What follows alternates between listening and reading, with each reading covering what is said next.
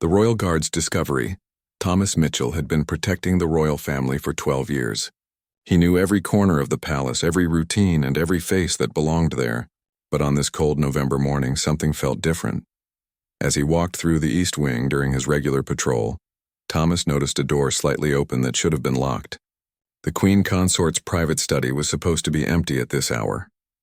Camilla was scheduled to be at a charity event across town, yet warm light spilled from the crack in the doorway. Thomas approached carefully, his hand instinctively moving toward his radio. Years of training had taught him to be suspicious of anything unusual in the royal residence. As he got closer, he could hear whispered voices coming from inside the room. He recognized Camilla's voice immediately, but she was speaking to someone he couldn't identify. The conversation was intense, almost desperate. Thomas pressed himself against the wall, trying to hear without being seen. "You promised this would never surface," Camilla was saying, her usual calm demeanor completely gone. "If this gets out, it will destroy everything I've worked for." The other voice was that of a man, older, with a slight accent Thomas couldn't place. "Your Majesty, the situation has changed. There are people asking questions, documents being requested. We can't control this forever." Thomas felt his pulse quicken. In all his years of service, he had never heard the Queen Consort sound so frightened. What could possibly shake someone who had weathered decades of public scrutiny and media attention? Through the small gap in the door, Thomas could see Camilla pacing back and forth. Her hands were shaking as she held what appeared to be old photographs. The man sitting across from her looked nervous, constantly checking his watch and glancing toward the windows. "The palace historians are getting too close," the man continued. "They've been going through archives from the 1970s. If they find the connection, if they discover what really happened that night..." Camilla suddenly stopped pacing. "That night should have been buried forever. We made sure of it. Every trace was supposed to be destroyed." Thomas realized he was witnessing something that could change everything he thought he knew about the royal family. His loyalty had always been absolute, but now he was faced with a dilemma. Should he report what he was hearing? Or should he pretend he never stumbled upon this conversation? The man in the room stood up, gathering papers from the desk. "Ma'am, there's something else. The Mitchell family has been asking questions. They've hired a private investigator." At the mention of his own surname, Thomas nearly gasped out loud. His father had died when he was young, and his mother had always been vague about the circumstances. She would only say it was an accident, that he had been in the wrong place at the wrong time. "The Mitchell family," Camilla repeated, her voice barely above a whisper. After all these years, they still don't know the truth. Thomas felt the world spinning around him. His father's death, the royal family, and now this secret conversation. Somehow they were all connected. The man he had sworn to protect might be hiding something about his own family's tragedy. Camilla moved toward the window, staring out at the palace gardens. If Thomas Mitchell knew what his father really died for, if he knew the sacrifice that was made. The guard's blood ran cold. They were talking about him, about his father, about some secret that had been kept for decades. Every instinct told him to burst into the room and demand answers, but his training kept him frozen in place. The mysterious man gathered his belongings. "What do you want me to tell the investigators? They're getting closer to the truth every day."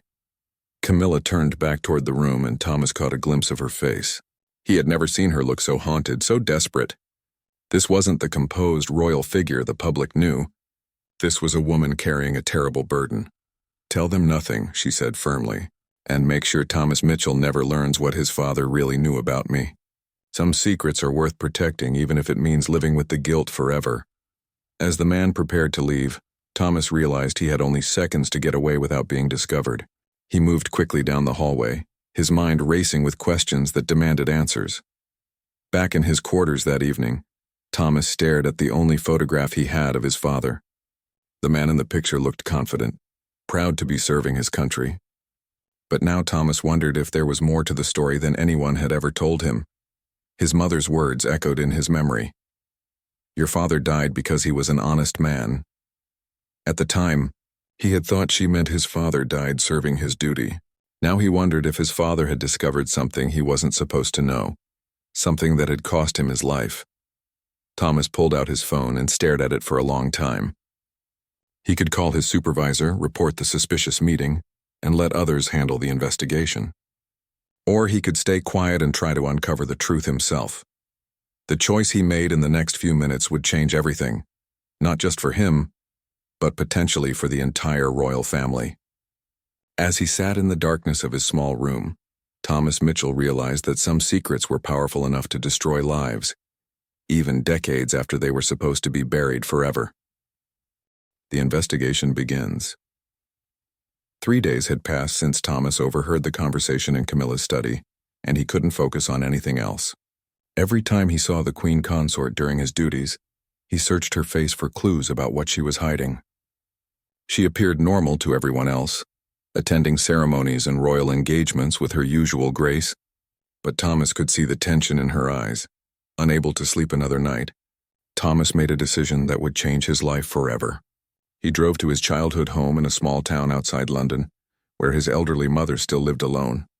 Margaret Mitchell was in her kitchen preparing tea when her son knocked on the door at nearly midnight.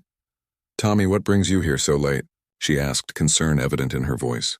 She had always called him by his childhood nickname, even though he was now a grown man protecting royalty. Thomas sat down at the familiar kitchen table where he had done his homework as a child. "Mom, I need you to tell me the truth about Dad's death." "Everything you know." Margaret's face went pale. She set down her teacup with shaking hands. "Why are you asking about this now? It was so long ago." "Because I think his death might be connected to something that's happening at the palace right now," Thomas said gently, but firmly. "Please, Mom, I need to know what really happened." For several minutes, Margaret said nothing. She walked to the window and looked out at the small garden where Thomas used to play as a child. Finally, she spoke in a voice so quiet he could barely hear her. "Your father wasn't just a security guard, Tommy. He was working on something special, something sensitive. In 1978, he was assigned to protect someone important, but not officially. It was all very secret." Thomas felt his heart racing. Who was he protecting? Margaret returned to the table and sat down heavily. "A young woman. Someone connected to important people. Your father never told me her name, but he said she was in danger and needed protection from some very powerful enemies." "What kind of danger?" "She had witnessed something terrible, something that could destroy important people if it ever came to light. Your father's job was to keep her safe until she could be moved somewhere secure." Thomas leaned forward. "What happened to her?" Margaret's eyes filled with tears. "The night your father died, someone found out where she was hiding. Your father tried to protect her, but there was an explosion. The official report said it was a gas leak, but your father had called me earlier that evening. He was worried. He said if anything happened to him, I should never let you work for the government or the royal family." The irony wasn't lost on Thomas. Despite his mother's fears, he had dedicated his life to exactly the kind of service that had killed his father. "Did the woman survive?" "That's the strange part," Margaret continued. "After the explosion, it was like she never existed. No records, no mention in any reports. Your father died protecting a ghost." Thomas spent the rest of the night going through his father's old belongings that Margaret had kept in the attic. Hidden in the bottom of an old toolbox, he found a small notebook filled with his father's handwriting. Most of it was in code, but some entries were clear enough to understand. One entry from October 1978 caught his attention. "C is getting more frightened every day. She says they're getting closer. The accident that killed her friend wasn't an accident. She saw what really happened, and now they want to silence her forever." Another entry from 2 weeks later read, "Moved C to the safe house outside Birmingham. She's told me everything now. If this information ever comes out, it will bring down people at the highest levels. I understand why they want her dead." The final entry was dated the day before his father's death. "They've found us. C is terrified. I've hidden the evidence where only Margaret will think to look. If something happens to me, at least the truth will survive." Thomas realized that his father had left clues for his mother, knowing she would eventually share them with him. But what evidence had his father hidden, and where would his mother think to look? As dawn broke, Thomas helped his mother search through every corner of the house. In the basement behind the old furnace, they found a metal box that had been sealed with wax. Inside were photographs, documents, and a cassette tape recorder. The photographs showed a young woman who looked strikingly familiar, though Thomas couldn't immediately place her. She appeared to be in her early 20s with blonde hair and nervous eyes. In several photos, she was talking to men in expensive suits who seemed to be threatening her. The documents were more shocking. They included hospital records, police reports that had been marked as classified, and correspondence between high-ranking government officials about covering up what they called the Birmingham incident. But it was the cassette tape that revealed the most disturbing truth. In a shaky voice, the young woman described witnessing a murder that had been covered up to protect powerful people. She gave names, dates, and locations. As Thomas listened, he realized that this testimony could destroy careers and bring down governments. The woman on the tape identified herself at the end of her statement. "My name is Camilla Rosemary Shand, and I'm recording this on October 30th, 1978. If something happens to me, I want people to know that I saw Lord Ashworth murder Diana Pemberton because she was going to expose his illegal arms deals." Thomas dropped the cassette player. The young woman his father had died protecting was now the Queen Consort of England. Camilla had witnessed a murder as a young woman, and someone had been trying to kill her to keep her quiet. Everything suddenly made sense. The conversation he had overheard, the fear in Camilla's voice, the mention of his father's death. It was all connected to events that had happened over 40 years ago. As Thomas drove back to London, his mind raced with the implications of what he had discovered. Camilla wasn't hiding some recent scandal. She was carrying the burden of a decades-old secret that had already cost his father's life and could still destroy her if it ever became public. But now Thomas faced an impossible choice. Should he use this information to get justice for his father's death? Or should he protect the woman his father had died trying to save? The evidence in his car could bring down the monarchy, but it would also honor his father's sacrifice in a way that might destroy an innocent woman who had already suffered enough. Dangerous revelations. Thomas returned to his duties at the palace with his father's evidence hidden in his apartment, but carrying the weight of this knowledge was becoming unbearable. Every time he saw Camilla during official functions, he wanted to approach her and reveal what he knew. She had no idea that the son of the man who died protecting her was now protecting her again. For 2 weeks, Thomas tried to act normally, but his behavior was becoming increasingly erratic. His supervisor, Captain Reynolds, called him into the office on a Tuesday morning. "Mitchell, you've been distracted lately. Is everything all right at home?" Reynolds asked with genuine concern. Thomas had always respected Captain Reynolds, who had been like a father figure to him since he joined the Royal Guard. For a moment, he considered telling him everything, but something held him back. "Just some personal issues, sir. I'll get it sorted out," Thomas replied. That evening, as Thomas was reviewing his father's documents again, he noticed something he had missed before. One of the police reports mentioned that Lord Ashworth had connections to several members of Parliament and business leaders who were involved in illegal weapons sales to conflict zones in Africa. Diana Pemberton, the woman Camilla had seen murdered, had been an investigative journalist who was about to expose the entire network.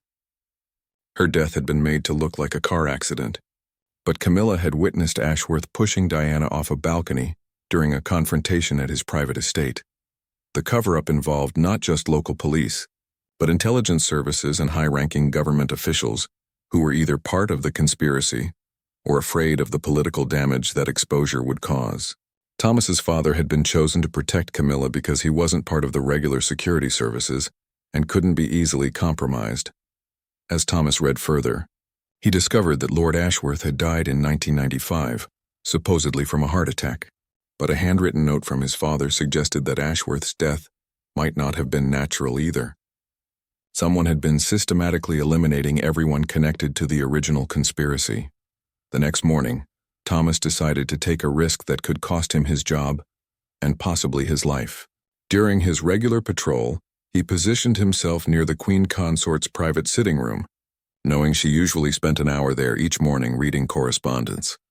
When Camilla emerged, Thomas stepped forward. "Your Majesty, might I have a private word with you?" Camilla looked surprised. Royal Guards typically didn't initiate personal conversations with family members. "Of course, Thomas. Is there a security concern?" Thomas glanced around to make sure they were alone. "Ma'am, it's about my father, David Mitchell." "I believe you knew him many years ago." The color drained from Camilla's face. She looked around nervously, then quickly ushered Thomas into a small alcove away from the main hallway. "Your father," she whispered. "You're David's son." Oh my God, I should have realized. You have his eyes, his expression when you're thinking.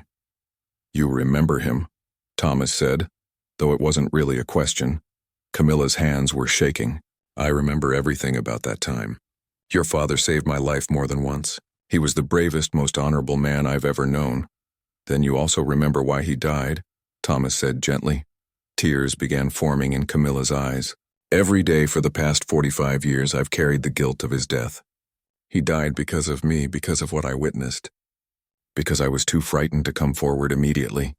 Thomas pulled out a photograph from his jacket, one of the pictures his father had taken of Camilla in 1978.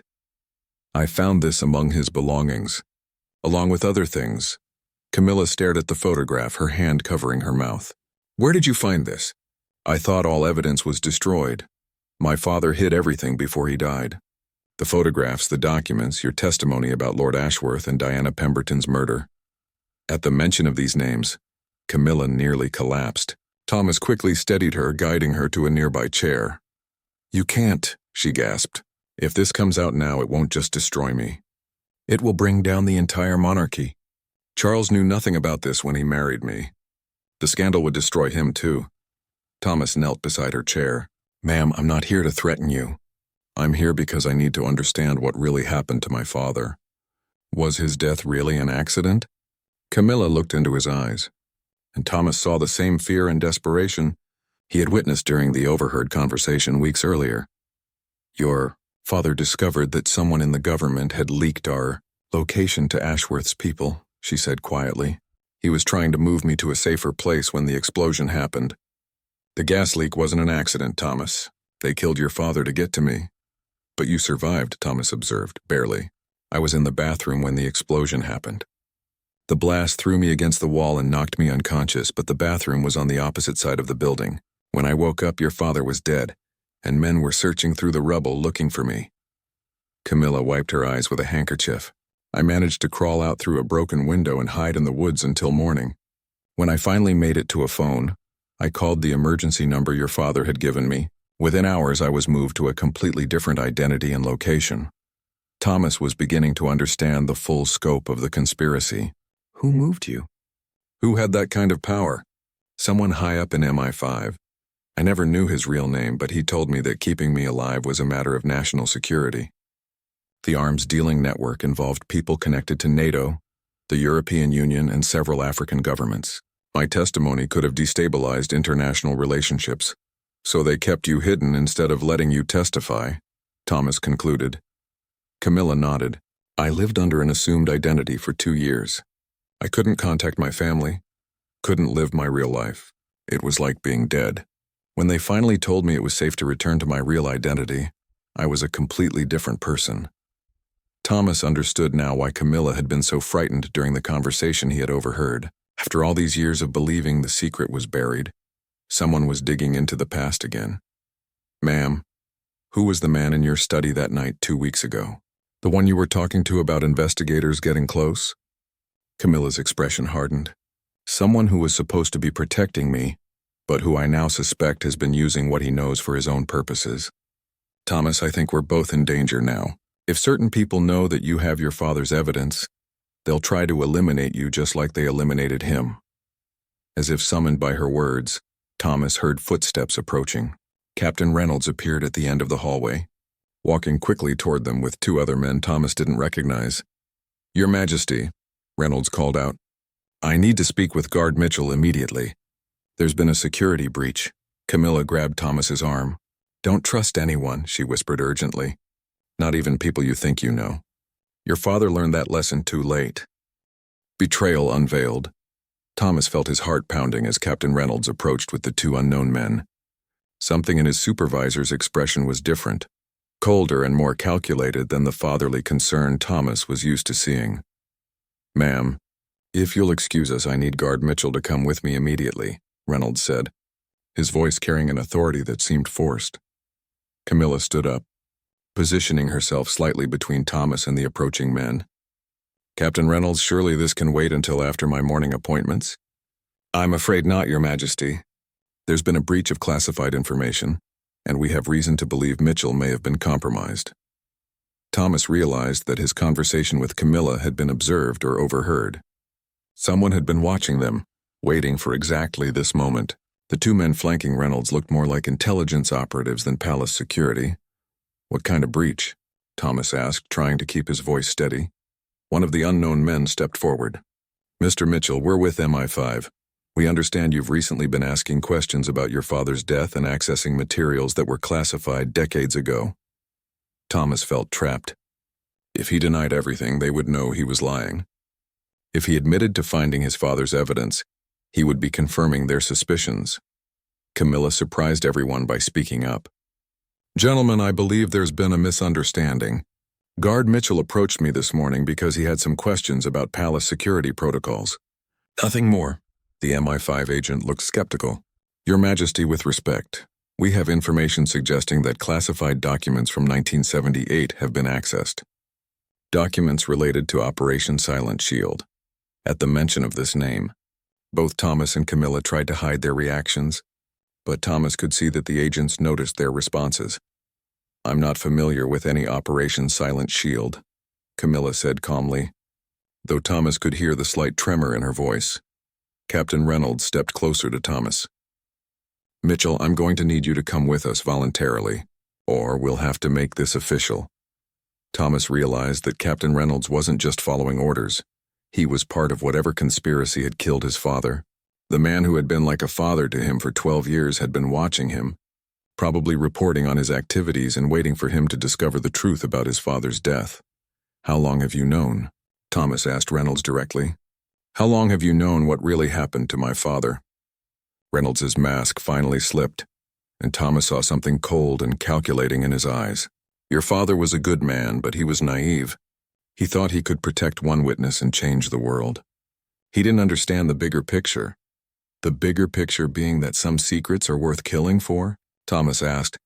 "Some secrets are worth protecting because the alternative is chaos," one of the MI5 agents replied.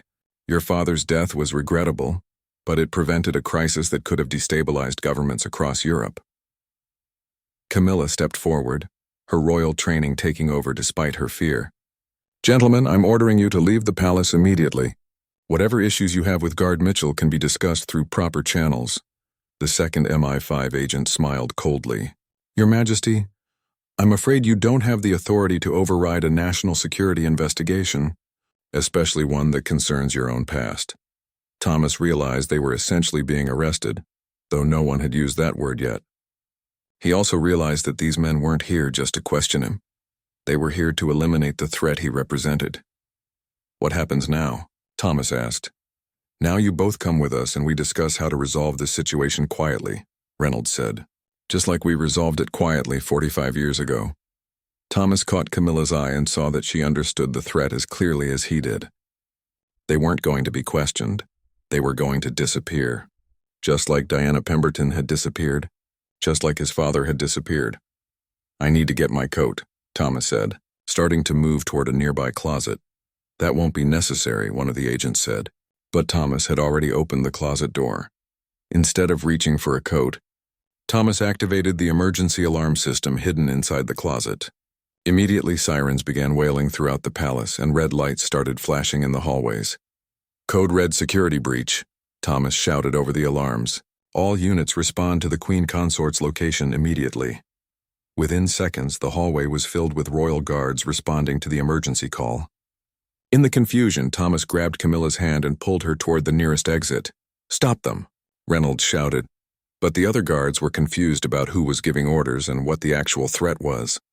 Thomas and Camilla ran through corridors Thomas knew by heart. But now they felt like a maze designed to trap them. Behind them, they could hear Reynolds and the MI5 agents shouting orders and organizing a pursuit. "Where are we going?" Camilla gasped as they ran. "Somewhere safe, I hope," Thomas replied, though he wasn't sure such a place existed anymore. They reached Thomas's personal quarters, where he quickly grabbed the box containing his father's evidence and his service weapon. As they prepared to leave through a service exit, Thomas heard Reynolds' voice over the palace communication system. "All units, be advised that Guard Mitchell has been compromised and is now considered dangerous. He has taken the Queen Consort hostage and is attempting to leave the palace. Use necessary force to stop him." Thomas realized that Reynolds was turning the entire palace security force against them. Every guard who had been his friend and colleague would now be hunting him as a traitor and kidnapper. "They're making you look like the criminal," Camilla observed. "Just like they made my father look like an incompetent guard who died in an accident," Thomas replied bitterly. As they reached the service exit, Thomas could see unmarked cars surrounding the palace grounds. The MI5 team had been prepared for this possibility, and they had brought enough people to seal off every escape route. "Thomas," Camilla said quietly, "I want you to know that your father was a hero. He saved my life, and he died protecting something that mattered. If we don't survive this, I need you to know that he didn't die for nothing." Thomas looked at the woman his father had died protecting, who was now facing the same threat 45 years later. "We're going to survive this," he said firmly, "and we're going to make sure the truth finally comes out." But as armed men began approaching the building from all directions, Thomas wondered if his promise was one he could actually keep. The conspiracy that had killed his father was still alive and still powerful enough to make people disappear without a trace. The final gambit, trapped in the service corridor with armed agents closing in from all sides, Thomas made a desperate decision. He pulled out his phone and began recording a video message while Camilla watched in confusion. "If you're watching this, it means Thomas Mitchell and Queen Consort Camilla are likely dead," he said into the camera. "We've been killed by the same people who murdered my father, David Mitchell, in 1978 to cover up a conspiracy involving arms dealing, murder, and government corruption." Camilla understood immediately what Thomas was doing. "The evidence is in apartment 4B at Riverside Gardens, London," she added to the recording. "Everything is documented. The murder of Diana Pemberton, the cover-up, and the names of everyone involved."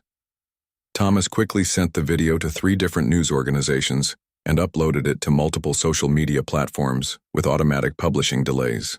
"If we don't check in every 6 hours to cancel these uploads, everything goes public," he explained to Camilla. The sound of approaching footsteps grew louder. Reynolds' voice echoed through the corridor. "Mitchell, you're only making this worse. Come out now and we can discuss this reasonably." "Like you discussed things reasonably with my father," Thomas called back. Instead of responding, Reynolds gave orders to his team. "Gas masks on. Deploy the sleeping gas. We'll take them alive if possible." Thomas realized they had only minutes before the corridor would be filled with knockout gas. He looked around desperately for another option and noticed a maintenance hatch in the ceiling that led to the building's ventilation system. "Can you climb?" he asked Camilla urgently. Despite being in her 70s, Camilla had maintained her physical fitness. "I think so, but where does it lead?" "I'm not sure, but anywhere is better than here," Thomas replied, boosting her up toward the hatch. As white gas began seeping into the corridor, they crawled through the narrow ventilation shaft. Thomas could hear the agents below, cursing as they realized their targets had escaped again. The ventilation system led them to the palace's main mechanical room, where the heating and electrical systems were housed. Thomas helped Camilla down from the shaft, and they found themselves in a room full of pipes, machinery, and electrical panels. "Now what?" Camilla asked, still breathing heavily from their crawl through the vents. Thomas looked around the room and noticed something that gave him an idea.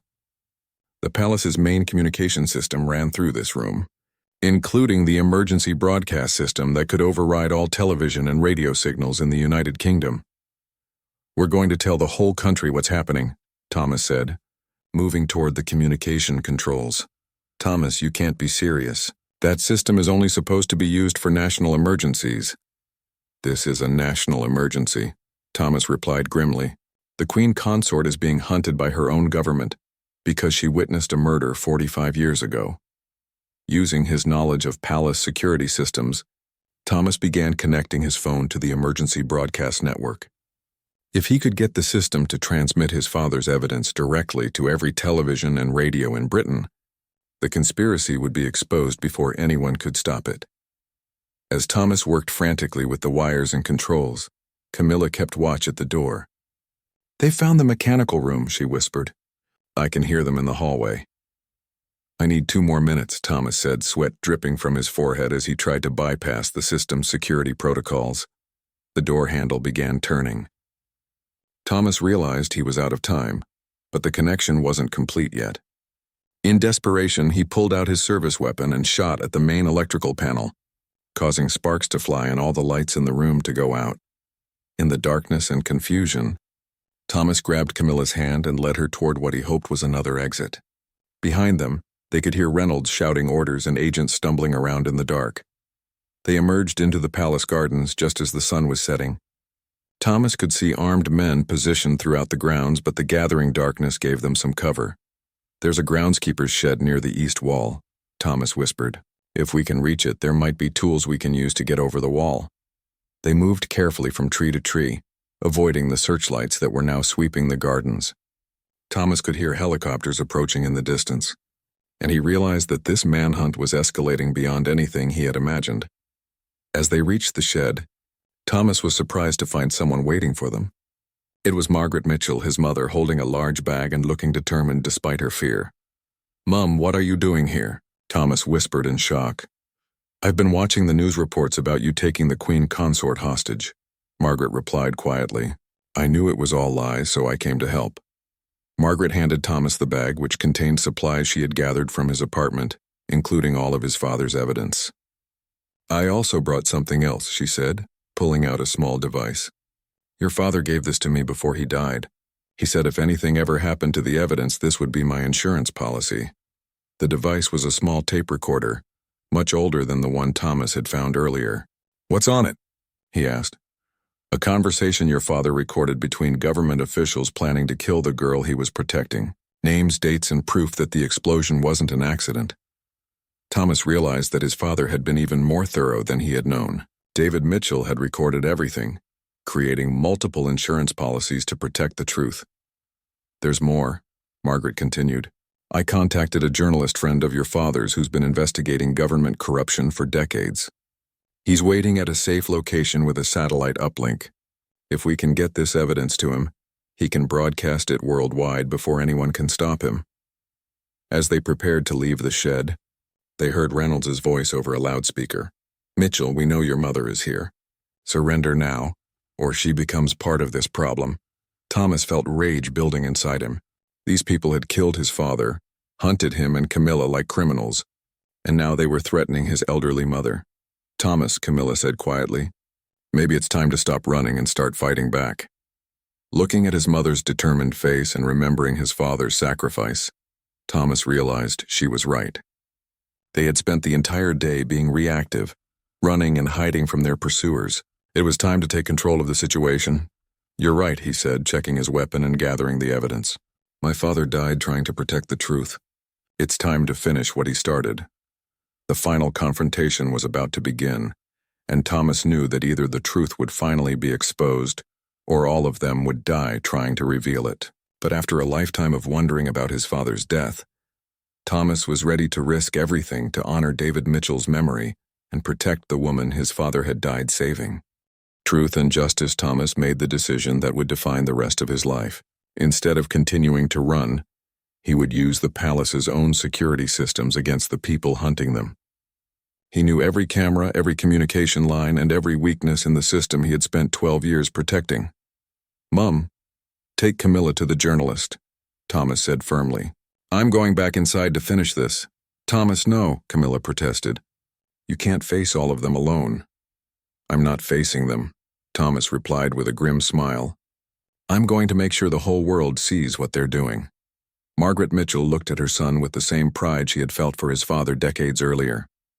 "Your father would be proud of you," she said simply. Thomas kissed his mother's forehead and handed her the bag containing his father's evidence. "Make sure the world knows what David Mitchell died for," he told her.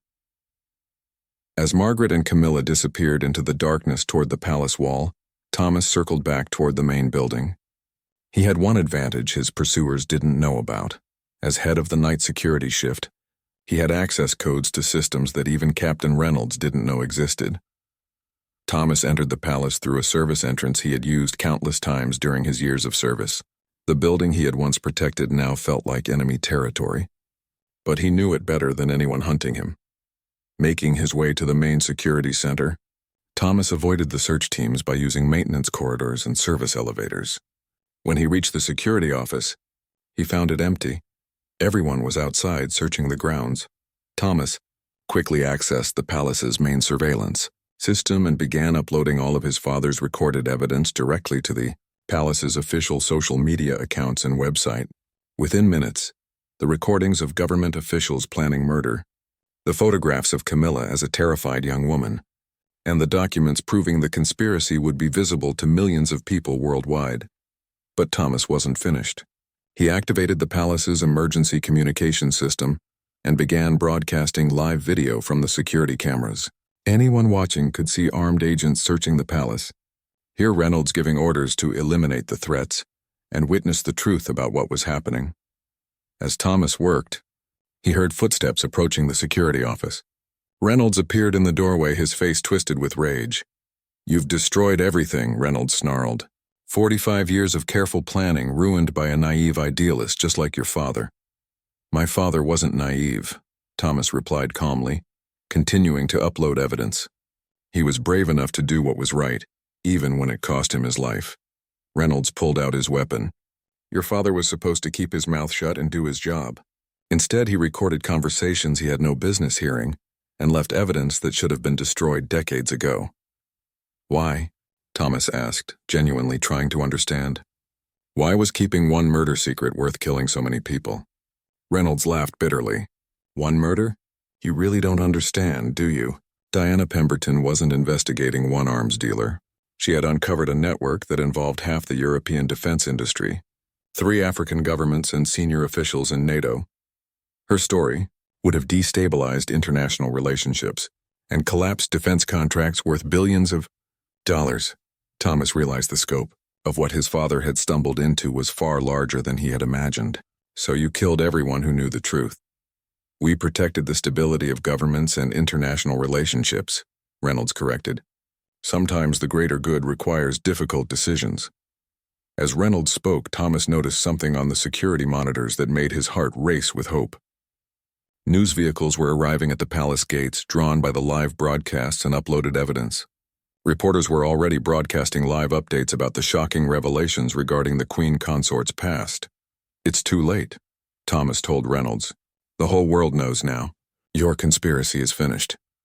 Reynolds looked at the monitors and saw the gathering media circus. "Maybe, but you won't live to see justice served." As Reynolds raised his weapon, the security office door burst open.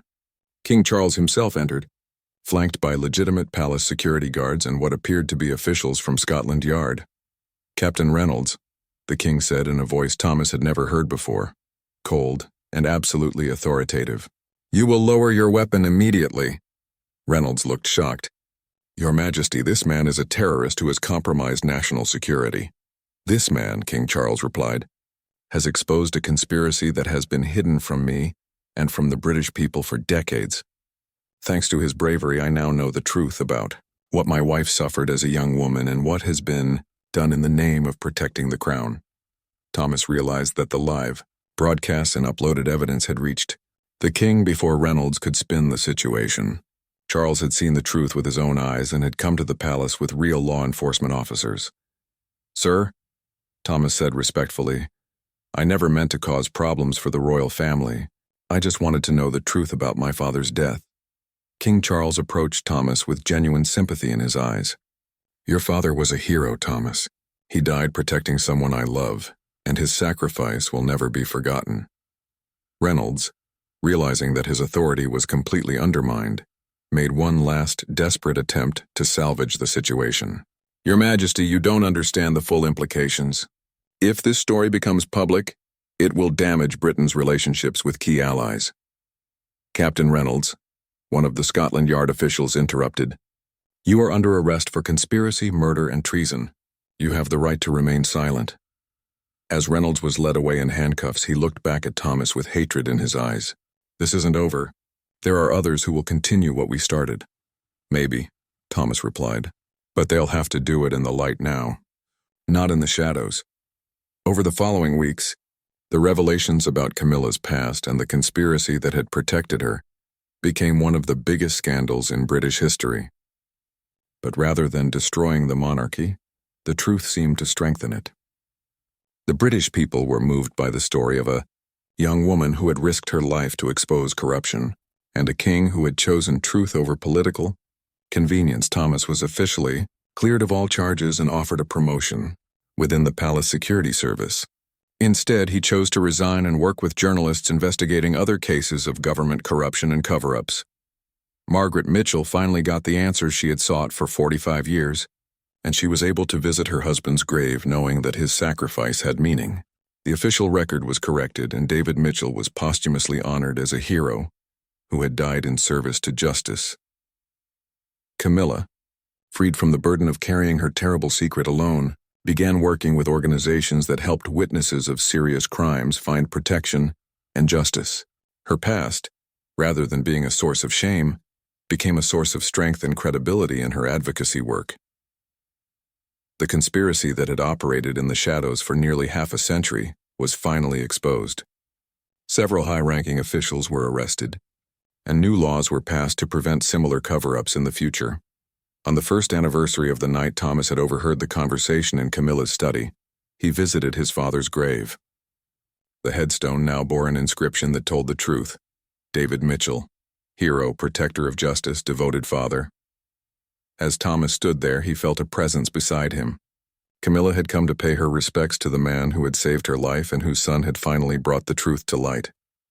"He would be proud of you," she said quietly.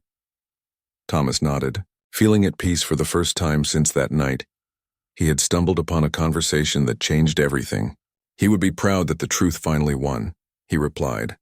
The secret that had cost so many lives was finally exposed, and justice, though delayed by decades, had finally been served. The darkness that had hidden the truth for 45 years was gone, replaced by the light of justice and the knowledge that some secrets are too important to stay buried forever.